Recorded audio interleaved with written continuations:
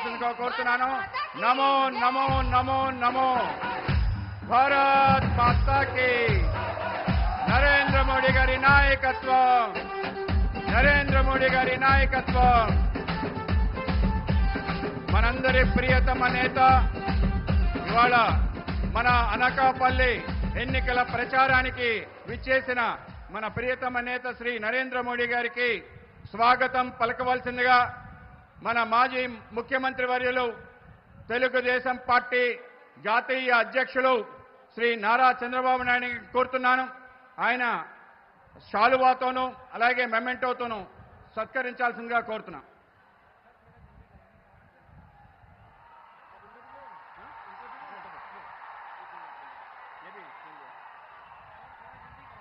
भारत माता की जय, भारत माता की जय. ఇప్పుడు జనసేన తరఫున శ్రీ కొనదల నాగబాబు గారు, ఆ రాష్ట్ర ప్రధాన కార్యదర్శి, శ్రీ ప్రధానమంత్రి నరేంద్ర మోడీ గారికి స్వాగతం పలుకుతారు.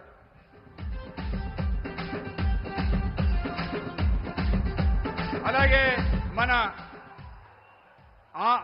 అనకాపల్లి పార్లమెంట్ సభ్యులు శ్రీ సీఎం రమేష్ గారు ప్రధానమంత్రికి మన ఏటి కొప్పాక టాయ్ ఏదైతే మన జిల్లాకి 1 డిస్ట్రిక్ట్ 1 టాయ్గా ఎన్నిక కాబడ్డ మనందరికీ ఇంట్లో అలరిస్తున్న ఏటి కొప్పాక బొమ్మల్ని, అలాగే అనకాపల్లి అంటే బెల్లం, బెల్లం అంటే అనకాపల్లి కనుక ఆ బెల్లం దిమ్మని అలాగే దుస్వాలతో సత్కరించాల్సిందిగా కోరుతున్నాను.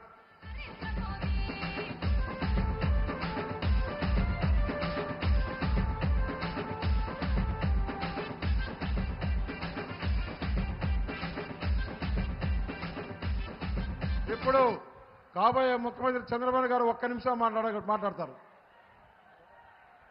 సమయం లేట్ అయింది. మళ్ళీ ప్రధానమంత్రి గారు హెలికాప్టర్లో వెళ్ళాలి, చీకటి పడుతుంది. అందువల్ల మనమందరం ఎదురు చూసి మన ప్రియత ప్రధాని నరేంద్ర మోడీ గారిని మాట్లాడవలసిందిగా కోరుతున్నాను.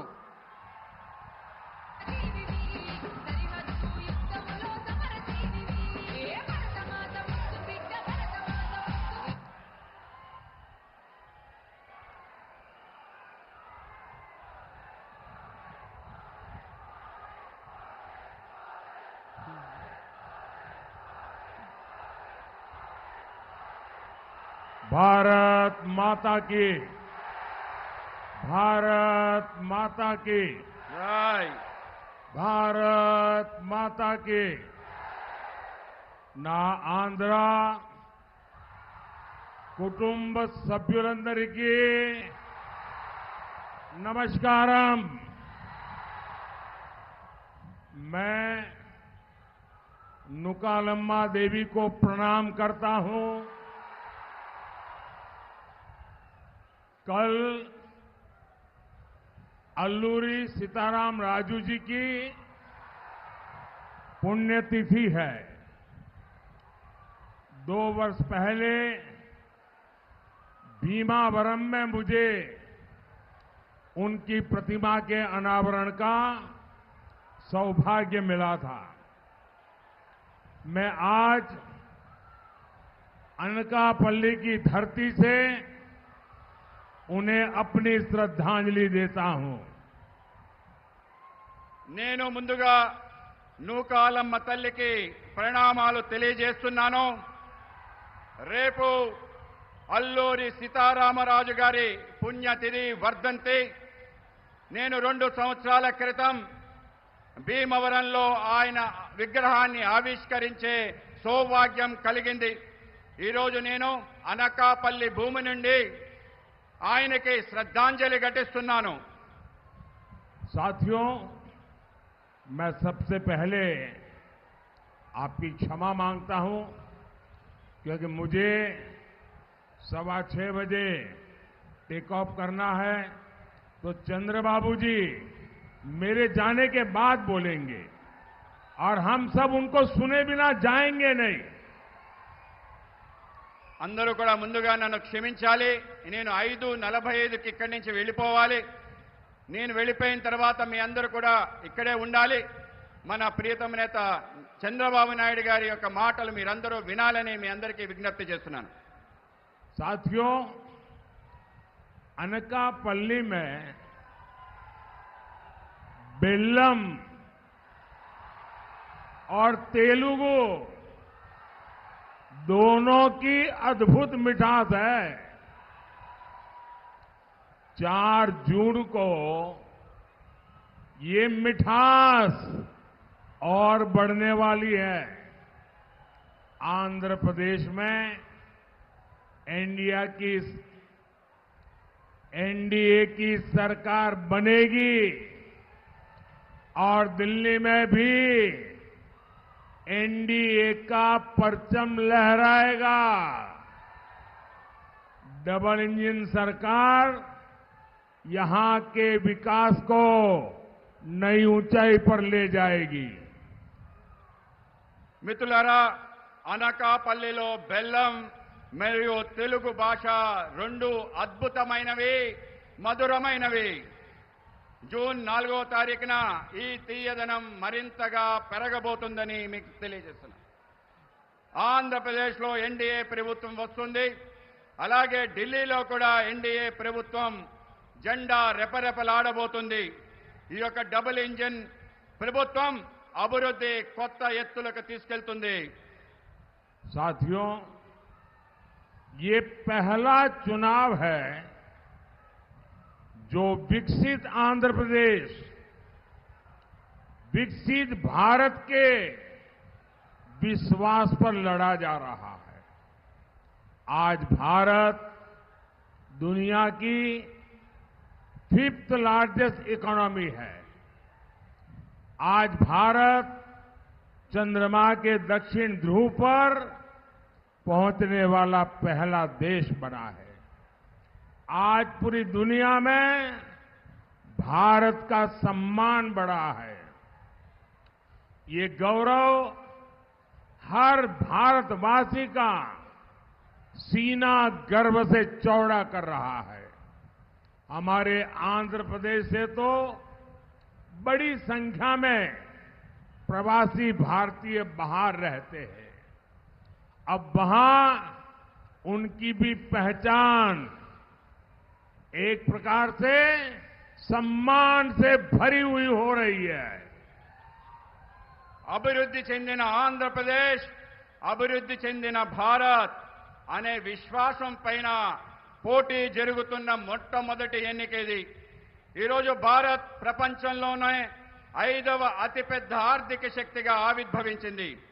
ఈరోజు చంద్రమండలం దక్షిణ ధ్రువంపై మొట్టమొదటిసారి చేరిన దేశంగా భారతదేశం అవతరించింది. ఈరోజు మొత్తం ప్రపంచంలోనే భారతదేశం యొక్క గౌరవం పెరుగుతుంది. ఈ గౌరవం ప్రతి భారతీయుడు ఛాతీ గర్వంతో ఉప్పొంగేలా చేస్తుంది. మన ఆంధ్రప్రదేశ్ నుండి అనేక మంది ప్రవాస భారతీయులు అధిక సంఖ్యలో బయట నివసిస్తున్నారు. ఇప్పుడు అక్కడ వాళ్ళకి గుర్తింపు, గౌరవం దక్కుతుంది. साथियों, पहले नेता वोट मांगने जाते थे तो जनता काम का हिसाब पूछती थी, लेकिन अब मोदी हिसाब देता है और जनता मुहर लगाती है। यहां अनकापल्ली से आनंदपुरम तक 6 लेन का हाईवे बना है। रायपुर विशाखापट्टनम एक्सप्रेसवे का निर्माण हो रहा है।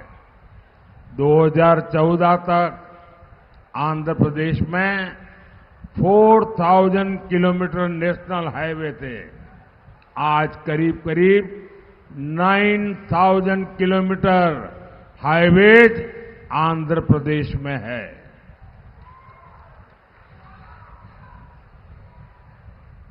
మిత్రులారా, ఇంతకుముందు నాయకులు ఓట్లు అడిగితే ప్రజలు వాళ్ళని చేసిన పనుల యొక్క చిట్టా అడిగేవారు.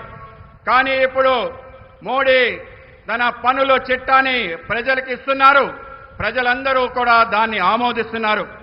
ఇక్కడ అనకాపల్లి నుండి అనంతపురం వరకు 6 రోడ్ల జాతీయ రహదారి నిర్మించాం. రాయపూర్ నుండి విశాఖపట్నం వరకు ఎక్స్ప్రెస్ హైవేని నిర్మాణంలో ఉంది. అలాగే కలకత్తా నుంచి చెన్నై ఎక్స్ప్రెస్ హైవే ఈ యొక్క ప్రాంతం నుంచి వెళ్తుంది. 2014 వరకు ఆంధ్రప్రదేశ్లో కేవలం 4000 కిలోమీటర్ల జాతీయ రహదారి ఉండేది. ఇవాళ 8000 కిలోమీటర్ల జాతీయ రహదారి ఆంధ్రప్రదేశ్లో ఉంది. ఆ విధంగా మారిందని మీకు తెలియజేస్తున్నాను. साथियों, केंद्र की एनडीए सरकार आंध्र प्रदेश के युवाओं के लिए काम कर रही है. यहां triple ITDM Kurnool, IIT Tirupati, IISER Tirupati जैसे संस्थान बन गए हैं. विशाखापट्टनम में आईआईएम की स्थापना हुई है. यहां युवाओं के लिए पेट्रोलियम यूनिवर्सिटी खोली गई है. पुदीमड़ाका में ग्रीन एनर्जी पार्क को भी मंजूरी दी गई है. नक्कापल्ली में बल्क ड्रग पार्क शुरू करने के लिए 1000 करोड़ की मदद दी गई है. इससे यहां निवेश बढ़ेगा और फार्मा सेक्टर में रोजगार पैदा होगा. మిత్రులారా, కేంద్రంలో ఉన్న ఎన్డీఏ ప్రభుత్వం ఆంధ్రప్రదేశ్ యువత కోసం పనిచేస్తుంది. ఇక్కడ IIT Kurnool, IIT, IASR Tirupati అటువంటి సంస్థలు స్థాపించడం జరిగింది. విశాఖపట్నంలో ఐఐఎం స్థాపించబడింది. ఇక్కడ యువకుల కోసం పెట్రోలియం విశ్వవిద్యాలయం ప్రారంభించబడింది. పూడిమడకలో గ్రీన్ ఎనర్జీ పార్క్ ఆమోదించబడింది. నెక్కపల్లిలో బల్క్ డ్రగ్ పార్క్ ప్రారంభించేందుకు 1000 కోట్ల సాయం అందించడమైంది. దీనివల్ల ఇక్కడ పెట్టుబడులు పెరుగుతాయి మరియు ఫార్మా రంగానికి ఉపాధి లభిస్తుంది. साथियों, अगर केंद्र सरकार आंध्र प्रदेश में इतना काम कर सकती है तो वाईएसआर कांग्रेस, उनकी सरकार क्यों नहीं कर सकती? बीजेपी का मंत्र है development, development, development. YSR Congress का मंत्र है करप्शन, करप्शन, करप्शन. ये विकास के हर कार्य में ब्रेक लगा रहे हैं. हमने विशाखापट्टनम को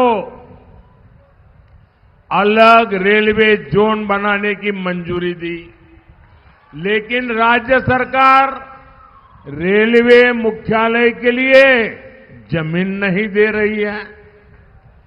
మిత్రులారా, ఆంధ్రప్రదేశ్లో కేంద్ర ప్రభుత్వం అనేక పనులు చేస్తుంది. కానీ వైఎస్ఆర్ కాంగ్రెస్ ప్రభుత్వం ఎందుకు చేయలేకపోతుంది? బీజేపీ మంత్రం అభివృద్ధి, అభివృద్ధి, అభివృద్ధి. వైఎస్ఆర్ కాంగ్రెస్ మంత్రం అవినీతి, అవినీతి, అవినీతి. ఇక్కడ వీళ్ళు అభివృద్ధి పనులకి అనేక రకాల ఆటంకాలు కల్పిస్తున్నారు. మేము విశాఖపట్నం కోసం ప్రత్యేక రైల్వే జోన్ ఆమోదించడం జరిగింది. కానీ రాష్ట్ర ప్రభుత్వం రైల్వే ముఖ్య కార్యాలయం కోసం భూమి ఇవ్వటం లేదు. साथियों, हमने आंध्र प्रदेश के गरीबों के लिए 24 लाख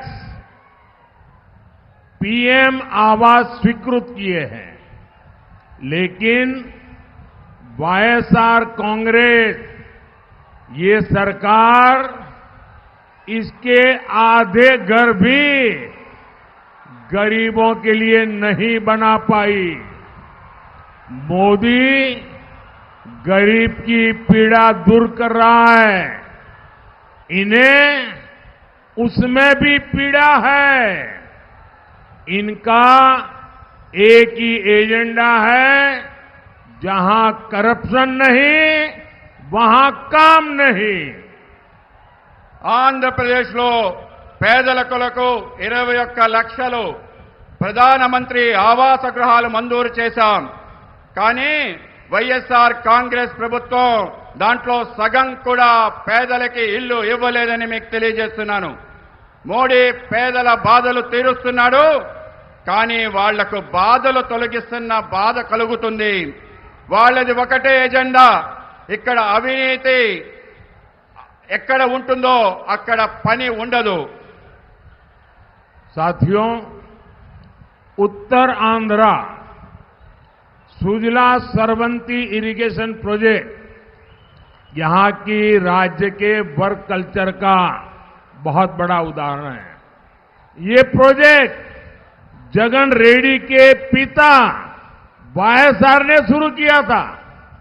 अपने पिता की पॉलिटिकल विरासत तो इन्होंने ले ली, लेकिन उनके शुरू किए हर प्रोजेक्ट भी ये पूरे नहीं कर पाए. इसी तरह पोलावरम प्रोजेक्ट को भी इन्होंने ठप कर रखा है. हमारी केंद्र सरकार ने पोलावरम प्रोजेक्ट के लिए 15,000 करोड़ रुपए जारी किए हैं, लेकिन वाईएसआर कांग्रेस को किसानों की कोई चिंता नहीं है.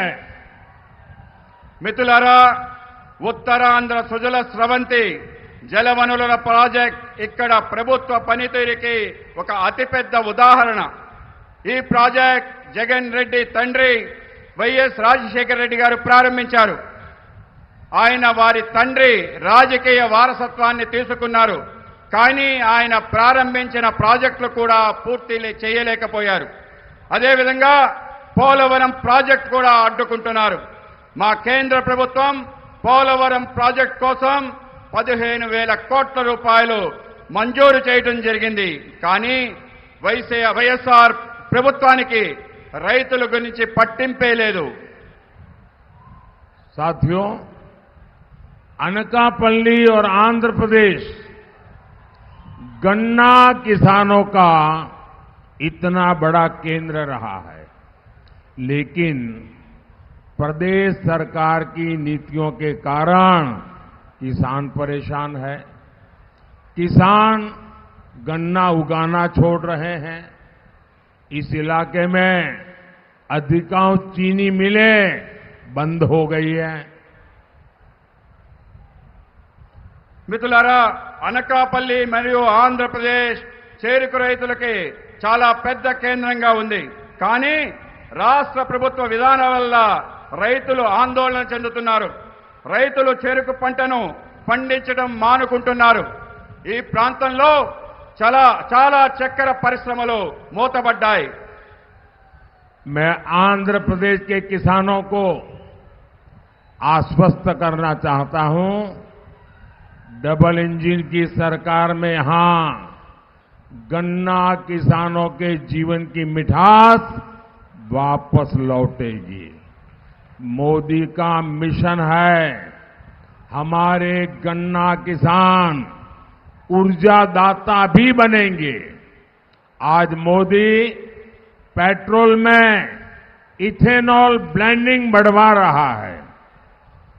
इससे देश में करीब 80,000 करोड़ रुपीस गन्ना किसानों को मिले हैं. इसका बहुत बड़ा लाभ गन्ना किसानों को हो रहा है. నేను ఆంధ్రప్రదేశ్ రైతులకు హామీ ఇవ్వాలనుకుంటున్నాను. మా డబుల్ ఇంజిన్ ప్రభుత్వంతో చెరుకు రైతుల జీవితాల్లో తిరిగి మాధుర్యం తీసుకొస్తానని అంటున్నాను. మన చెరుకు రైతులు కూడా శక్తి దాతలుగా మారాలనేదే మోడీ లక్ష్యం. ఈరోజు మోడీ గారు పెట్రోల్లో ఇథనాల్ కలపడాన్ని ప్రోత్సహిస్తున్నారు. దీనివల్ల దేశంలోనే దాదాపు 8,000 కోట్ల రూపాయలు చెరుకు రైతులకు అందుతున్నాయి. దాంతో చెరుకు రైతులు భారీగా లబ్ధి పొందుతున్నారు. साथियों, एनडीए सरकार ने ही पहली बार हमारे फिशरमैन की भी चिंता की है. हमने फिशरीज सेक्टर के लिए अलग मंत्रालय शुरू किया. हमने फिशरमैन को किसान क्रेडिट कार्ड की सुविधा दी.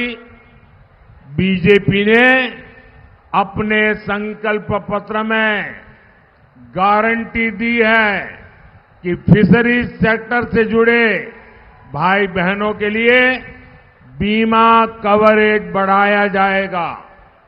हम फिशरीज से जुड़े प्रोडक्शन और प्रोसेसिंग क्लस्टर भी बढ़ाएंगे। हम फिशरमैन की आय बढ़ाने के लिए ऑर्गेनिक सीवीड की खेती को भी बढ़ावा देंगे। మిత్రులారా, ఎన్డీఏ ప్రభుత్వం తొలిసారిగా మత్స్యకారుల కోసం ఆలోచించింది. మేము మత్స్యకార రంగాని కోసం ప్రత్యేకమైన మంత్రిత్వ శాఖని ప్రారంభించాం. మేము మత్స్యకారులకు కిసాన్ క్రెడిట్ కార్డ్ సౌకర్యాన్ని కల్పించాం. మత్స్యకార రంగంలో అనుబంధం ఉన్న మత్స్యకార సోదరుమణులకు బీమా పరిధిని పెంచాం. బీజేపీ మేనిఫెస్టోలో మోడీ గ్యారంటీలో హామీ ఇచ్చాం. మేము మత్స్యకార రంగానికి అనుబంధం ఉన్న ఉత్పత్తి మరియు ప్రాసెసింగ్ క్లస్టర్ను సృష్టిస్తున్నాం. మేము మత్స్యకారుల ఆదాయం పెంచేందుకు సేంద్రియ సీవీడ్ సాగును కూడా ప్రోత్సహిస్తున్నాం. साथियों, आज आंध्र प्रदेश के लोग कह रहे हैं कांग्रेस गई, वाईएसआर कांग्रेस आई, लेकिन फायदा कुछ नहीं हुआ। कांग्रेस हो या वाईएसआर कांग्रेस, दोनों की एक ही पहचान है। इनकी पहचान है बेलगाम भ्रष्टाचार। इनकी पहचान है माफिया राज। बगल में ही कर्नाटका में कांग्रेस को कुर्सी मिली है, वहां टैंकर माफिया, लैंड माफिया सरकार चला रहे हैं। यहां आंध्र प्रदेश में भी सैंड माफिया, लैंड माफिया और शराब माफिया का राज चल रहा है। आपको इस लूट से आंध्र प्रदेश को मुक्त कराने के लिए एनडीए की सरकार चुननी है। మిత్రులారా, ఈరోజు ఏపీ ప్రజలు అంటున్నారు కాంగ్రెస్ పోయింది, వైఎస్ఆర్ కాంగ్రెస్ వచ్చింది, అయినా ఏమీ ప్రయోజనం లేదని. కాంగ్రెస్ అయినా వైఎస్ఆర్ కాంగ్రెస్ అయినా ఇద్దరికీ ఒకటే గుర్తింపు. వాళ్ళ గుర్తింపు హద్దులు లేని అవినీతి. వాళ్ళ గుర్తింపు మాఫియా రాజ్యం. మన పక్క ఉన్న కర్ణాటకలో కాంగ్రెస్ సీటేసి కూర్చుంది. అక్కడ ట్యాంకర్ మాఫియా, భూ మాఫియాతో ప్రభుత్వాన్ని నడుపుతున్నారు. ఇక్కడ ఏపీలో కూడా ఇసుక మాఫియా, భూ మాఫియా, మద్యం మాఫియాతో రాజ్యం నడుపుతున్నారు. ఈ దోపిడీ నుంచి ఆంధ్రప్రదేశ్ని విముక్తి చేసేందుకు మీరు ఎన్డీఏ ప్రభుత్వాన్ని ఎన్నుకోవాలి. साथियों, कांग्रेस और वाईएसआर कांग्रेस दोनों ने तुष्टीकरण की राजनीति से आंध्र प्रदेश की संस्कृति को बहुत नुकसान पहुंचाया है। कांग्रेस ने तो अयोध्या में राम मंदिर का खुला बहिष्कार किया था। आज आंध्र प्रदेश में मंदिरों को नुकसान पहुंचाया जा रहा है। मैं आपको विश्वास दिलाता हूं, एनडीए सरकार आएगी और आंध्र प्रदेश की संस्कृति पर हो रहे हमलों पर भी लगाम लगाएगी। మిత్రులారా, కాంగ్రెస్ మరియు వైఎస్ఆర్ కాంగ్రెస్ రెండు కూడా సంతుష్టీకరణ రాజకీయాల కారణంగా ఆంధ్రప్రదేశ్ సంస్కృతిపై పెద్ద ఎత్తున నష్టం చేకూరుతుంది. కాంగ్రెస్ అయోధ్యలో రామమందిర ఆహ్వానాన్ని బహిరంగంగా తిరస్కరించింది. ఆంధ్రప్రదేశ్లో దేవాలయాలపై దాడులు జరుగుతున్నాయి. మీకు నేను విశ్వాసాన్ని కలిగిస్తున్నాను, ఎన్డీఏ ప్రభుత్వం వస్తుంది. ఆంధ్రప్రదేశ్ సంస్కృతిపై జరుగుతున్న దాడులు పూర్తి స్థాయిలో ఆపుతామని హామీ ఇస్తున్నాను. साथियों, 13 मई को आपका वोट देश और आंध्र प्रदेश का भविष्य तय करेगा। अनकापल्ली से NDA candidate Shri CM Ramesh, Visakhapatnam से श्री मुथुकुमिल्ली भारत जी, अरकू से श्रीमती कोथापल्ली गीता जी और विजयनगरम से श्री कली शेट्टी अप्पल नायडू जी, उनको भारी वोटों से जीता करके दिल्ली भेजिए। इनका जीतना मोदी को मजबूत करेगा और आप जब इनको वोट देंगे वो वोट सीधा सीधा मोदी के खाते में जाएगा। साथ ही मेरा अनुरोध है, विधानसभा चुनाव के लिए भी हमारे जो एनडीए के साथी हैं, जो विधायक के नाते चुनाव लड़ रहे हैं, उनको भी भारी मतों से विजयी बनाइए। మిత్రులారా, మే 13న మీ ఓటు దేశం మరియు ఆంధ్రప్రదేశ్ భవిష్యత్తు నిర్ణయిస్తుంది. అనకాపల్లిలో ఎన్డీఏ అభ్యర్థిగా శ్రీ సీఎం రమేష్ గారు పోటీ చేస్తున్నారు. విశాఖపట్నం ఎన్డీఏ అభ్యర్థిగా శ్రీ భరత్ గారు పోటీ చేస్తున్నారు. అరకు పార్లమెంట్ అభ్యర్థిగా శ్రీమతి కొత్తపల్లి గీత గారు పోటీ చేస్తున్నారు. విజయనగరం అభ్యర్థిగా శ్రీ కలిశెట్టి అప్పలనాయుడు గారు పోటీ చేస్తున్నారు. మీ ఓట్లు భారీ మెజార్టీతో పార్టీని గెలిపిస్తే తిన్నగా ఢిల్లీలో మోడీ గారిని బలపరుస్తుందని తెలియజేస్తున్నాను. మీ అందరి ఓటు నేరుగా నాకు చేరుతుంది. దీంతో పాటు ఈ యొక్క నా అభ్యర్థన, ఈరోజు శాసనసభ ఎన్నికల్లో పోటీ చేస్తున్న ఎన్డీఏ అభ్యర్థులందరినీ కూడా మీరు భారీ మెజార్టీతో గెలిపించాలని మేము అందరినీ కోరుతున్నాను. अच्छा, आप लोग मेरा एक काम करेंगे, आप लोग मेरा एक काम करेंगे। మీరందరూ కూడా నాకు ఒక పని చేస్తారా? మీరందరూ నాకు ఒక పని చేస్తారా? अगर मेरा एक काम करने वाले हैं तो दो हाथ ऊपर करके बताइए, करेंगे?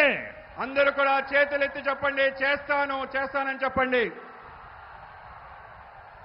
आप सभी यहां से जब जाएंगे तो ज्यादा से ज्यादा घरों में लोगों को जाकर के मिलिए और मिलकर के कहिए कि अपने मोदी जी आए थे और मोदी ने उनको नमस्कार कहा है। हर घर में जाके मेरा नमस्कार पहुंचाइए। जब मेरा नमस्कार उनको मिलेगा तो वो मुझे आशीर्वाद देंगे और हर परिवार का आशीर्वाद मुझे नई ऊर्जा देता है और उस ऊर्जा से मैं आपकी सेवा में खप जाता हूं।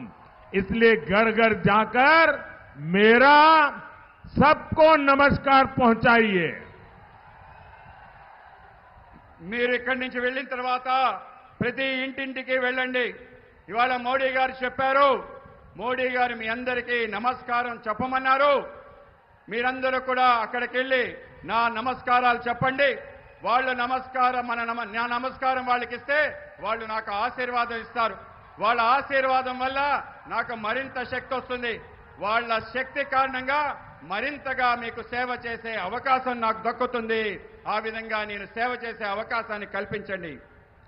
मेरी बहुत इच्छा थी कि मैं चंद्रबाबू को सुनूं, लेकिन मुझे कल मेरा वोटिंग है गुजरात में और मुझे आज रात को गांधीनगर पहुंचना है और इसलिए मुझे निकलना पड़ेगा। मैं सभी एमएलए कैंडिडेट उनको रिक्वेस्ट करता हूं आगे आने के लिए। सभी एमएलए कैंडिडेट, सभी एमपी कैंडिडेट और बाबू और हमारे, आप सब मेरे साथ बोले भारत माता की, भारत माता की జై. बहुत बहुत धन्यवाद। बहुत बहुत धन्यवाद. भारत माता की जय, भारत माता की जय।